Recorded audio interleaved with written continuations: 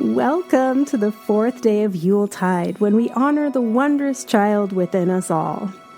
Tonight is Children's Night. This seems like the Yuletide theme that has most strongly survived into the modern era, the night of laying out treats, gifts, and surprises for kids.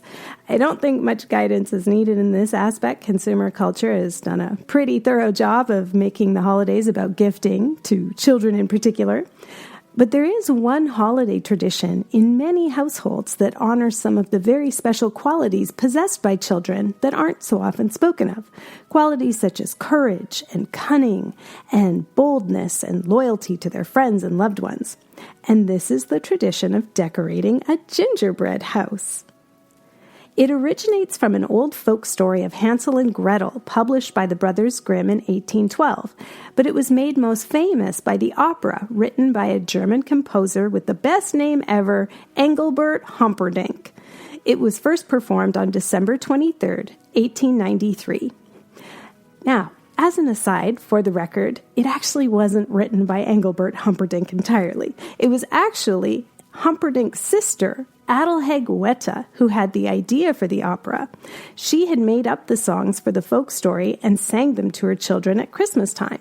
So she approached her brother, Engelbert Humperdinck, to compose the music for the libretto she had written, which is kind of sweet because it's the story of a brother and sister created by a brother and sister. Just too bad the sister was totally written out of history. The opera is still performed, mostly at Christmas, and was translated into English by another female composer you've never heard of till now, Constance Bash. Ho, ho, ho. That's my gift to all my fellow feminists. Okay, so back to Hansel and Gretel. So the story goes that Hansel and Gretel are told by their mother to go find strawberries in the forest, but they eat so many strawberries as they pick that they end up needing to go further and further into the forest to find more, lest they go home empty-handed. But then night falls. They're scared, but they stick together and they fall asleep and survive the cold night in the forest. When they wake up the next morning, they come across a house made of cake with licorice around the windows and a roof made of cookies. But there are some ominous details that make them a little suspicious, like the big huge oven over on the left and the giant human-sized cage over on the right, not to mention the fence around the property made of gingerbread people in the shapes of boys and girls. But they're so hungry because they spent all night in the forest. So they start nibbling on pieces of the house. And then suddenly a witch appears singing, "Nibble, nibble, little mousekin, who's nibbling on my houseskin?" Or something like that. I don't know. You can Google the opera and nibble, nibble, housekin and mousekin, and you can hear the tune. Anyway, they're like, uh-oh. The witch is acting nice, but seems suspicious, and the kids don't trust her. She has a magic wand, and before you know it, Hansel's in the cage, and the witch is asking Gretel to check the gingerbread cookies in the oven. But the children have figured out that the witch lures children to her home with sweets, and then cooks them in the magic oven that turns them into gingerbread.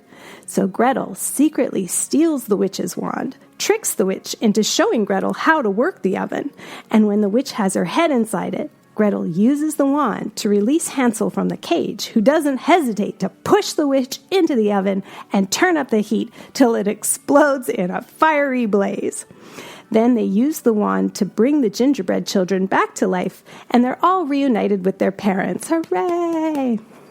So children, the reason we decorate sweet candy gingerbread houses at Yuletide is paradoxically to remind us not to eat too much sugar, or we might be kidnapped and eaten.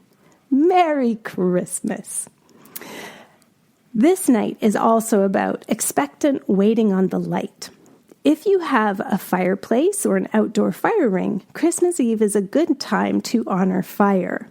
We're a few days past the longest night of the year, and there is now a tiny but perceptible change in the lengthening of the daylight, proof that we have made it through the long dark night of the winter half of the year.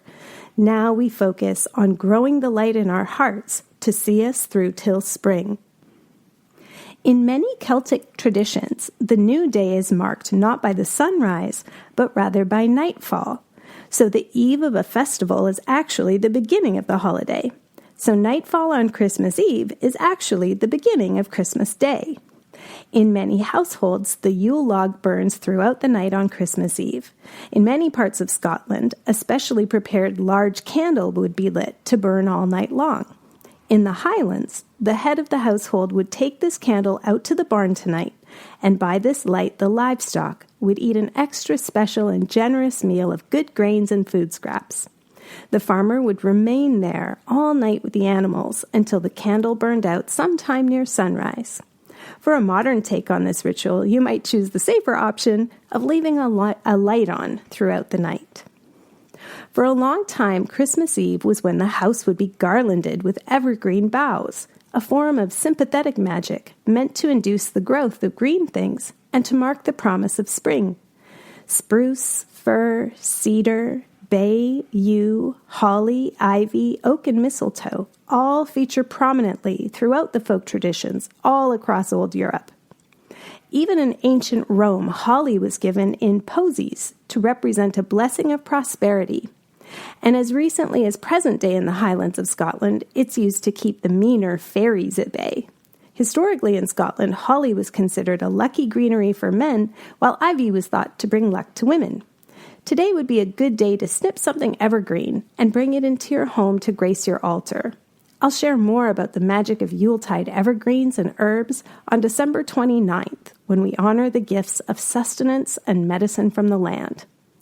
And tonight, you can light a candle and observe a moment of quiet reflection as you gather the light within you at your altar. A simple few minutes when perhaps you remember a happy moment of childhood holiday times. And in amongst any last-minute fussing around the house, think about what would really honor the children you know. What words do they need to hear?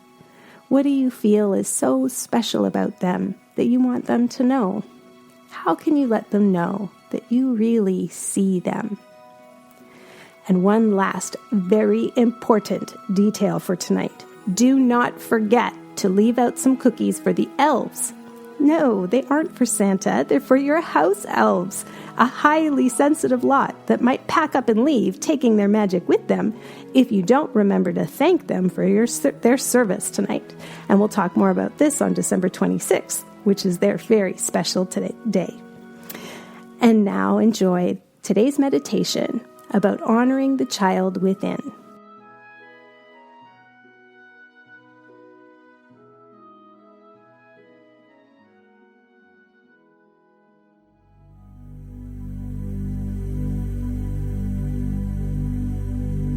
Take a nice deep breath and let it lift your chest and send it all the way down into your deepness.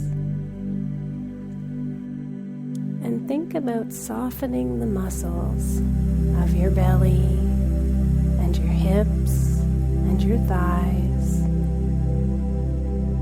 Any armoring around our hearts will often carry as tightness or tension or holding in that part of the body. But as you soften and connect with yourself, feel a settling. And see if you can just relax that lower part of your body, even a teaspoon more.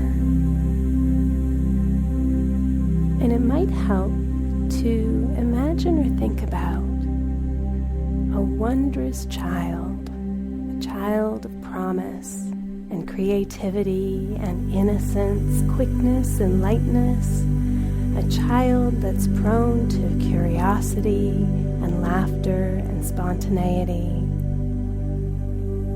And as you think about this pure vessel for joyful, exuberant being, feel a kindness blossoming within you,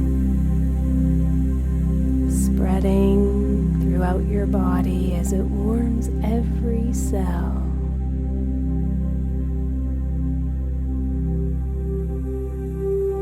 And then imagine that this child is an earlier version of you,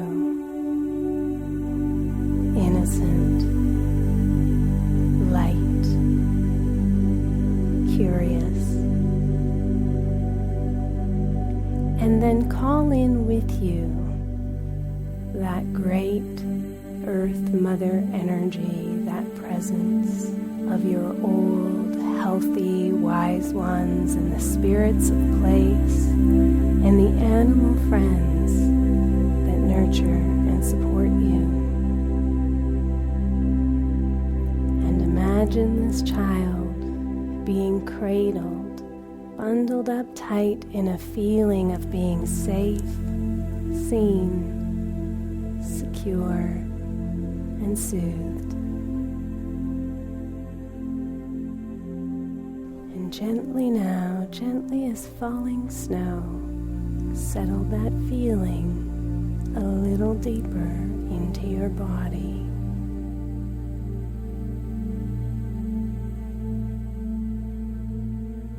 Allow yourself to linger in this state of well-being for as long as you like.